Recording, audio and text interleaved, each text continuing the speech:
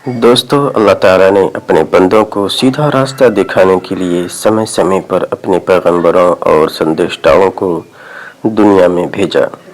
दुनिया में लगभग 1,24,000 नबी भेजे गए। ये सभी इंसानों में से थे और लोगों को एक अल्लाह की तरफ बुलाते थे। इनमें से कुछ नबी ऐसे थे जिनको अल्लाह ने धार्मिक पुस्तकें प्रदान की थी, जिनके मुताबिक वो अपने मानने वालों को सही रास्ते दिखा सकते थे। हज़रत मोहम्मद सल्लल्लाहु अलैहि वसल्लम भी एक रसूल थे, जिन्हें अल्लाह ताला ने कुरान जैसी मुक़द्दस किताब अता फरमाई। कुरान में 25 नबियों का जिक्र है। अल्लाह ने समय समय पर अपने बंदों को सही रास्ते पर लाने के लिए नबी और रसूल भेजे, जिन्हें समय समय पर कई किताबें प्रदान की गई, जिनमें से 4 प्रसिद्ध किताबों का जिक्र कुरान मजीद में मिलता है। तो सबसे पहला नाम तौरात का आता है। इस किताब को अल्लाह की तरफ से हज़रत मूसा अलैहिस्सलाम पर नाज़िल किया गया था। ये किताब अब अपनी असल हालत में मौजूद नहीं है, लेकिन इसमें भी एक ईश्वर, एक अल्लाह की शिक्षा और इस्लाम धर्म का जिक्र मिलता है। दूसरा नाम ज़बूर का आता है।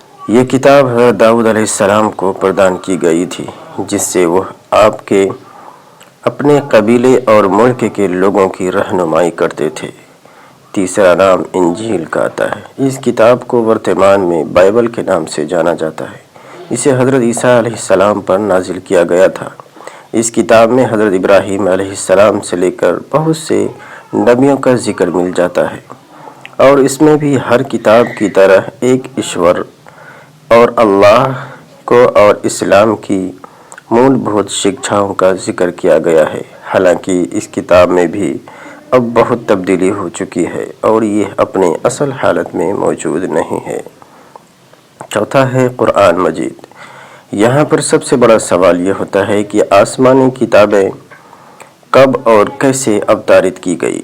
जब किसी समाज या देश में अधर्म का बोलबाला हो जाता है और लोग पथभ्रष्ट हो जाते हैं, तो अल्लाह ताला अपने संदेश को पहुंचाने के लिए एक पैगंबर या रसूल भेजता है और उसे एक किताब या कुछ बुनियादी बातें बताई जाती हैं, जिन्हें वह अपने समाज की लोगों को बताता है और उन्हें सीधे रास्ते पर लाने की कोशिश करता है।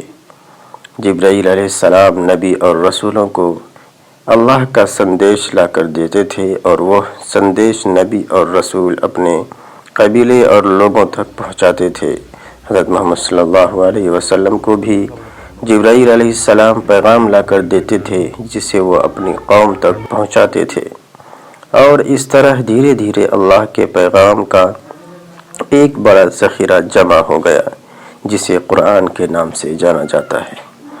मुसलमानों के लिए अल्लाह की तरफ से नाजिल की गई हर किताब पर यकीन रखना ज़रूरी है। अगर कोई अल्लाह की तरफ से नाजिल की गई इन किताबों का इनकार करता है, तो वह इस्लाम का इनकार करता है।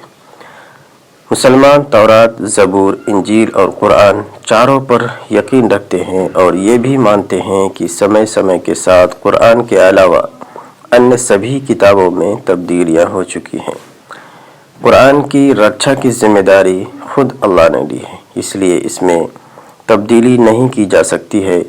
आज दुनिया में लाखों मुसलमान कुरान को सीने से लगाते हैं और कुरान की तिलावत करते हैं, उस पर अमल करते हैं, और इस तरह कुरान पूर्ण रूप से सुरक्षित है। दोस्तों, इन चारों किताबों के बारे में जानकारी कैसी लगी हमें कमेंट करके ज़रूर बताइए। ऐसे और वीडियो को देखने के लिए हमारे YouTube चैनल अनस बिन अतहर को सब्सक्राइब ज़रूर